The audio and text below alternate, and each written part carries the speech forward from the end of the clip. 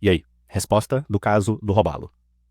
O Robalo, então, voltando ao caso, muito rapidamente, o Robalo, deprimido, num momento de muita tristeza, toma um monte de comprimidos de uma medicação de coração que ele já usa, porque ele tem uma arritmia.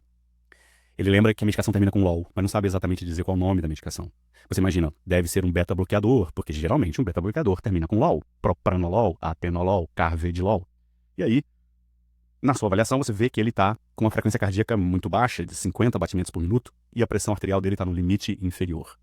Você pede um eletro para avaliar o ritmo cardíaco. E aí, no eletro, eu coloquei algumas observações que tinha um intervalo QRS de 100 milissegundos e um intervalo QT de 500 milissegundos. Voltando para a ideia do que seria um beta-bloqueador. Então, beta-bloqueador é uma medicação que faz um bloqueio competitivo dos receptores beta-adrenérgicos. O tal do beta-block é o bloqueio beta de receptor beta-adrenérgico.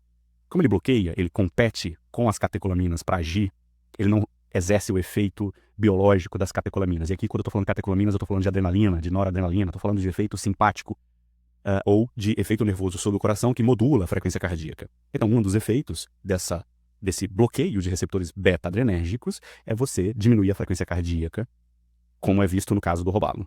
Obviamente, não só bloqueio diminui a frequência cardíaca, mas diminui a força de contratilidade, diminui a pressão arterial, e aí pode levar também a hipotensão, a hipoglicemia, a hipotermia, a convulsão e morte.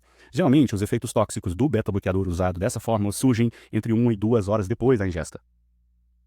E ele apareceu algumas horas depois, né? Ele tinha tomado na noite anterior, e aí ele vai no pronto-socorro na manhã seguinte, então ele tem por volta de 12 horas. Quando você faz o eletro, então, tem essas duas observações, um intervalo QRS de 100 milissegundos, que está no limite superior da normalidade, um intervalo QT, esse Czinho aqui é QT corrigido, a gente não é o alvo da aula, tá? Mas tudo bem, 500 milissegundos que está aumentado, então tem um prolongamento do intervalo QT.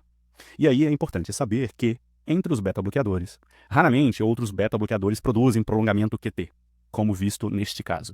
Mas existe um beta-bloqueador chamado sotalol, que ele tem um efeito adicional, além do seu efeito beta-bloqueador, que seria bloqueio dos canais de potássio, sendo classificado como antiarrítmico de classe 3, ele age como antiarrítmico de classe 3, e aí ele produz esse prolongamento do intervalo QT. Isso é um problema, porque o aumento do intervalo desse intervalo QT aumenta o risco de arritmias graves, como a torção de Pontes, ou torsade de Pontes, acho que é assim que fala.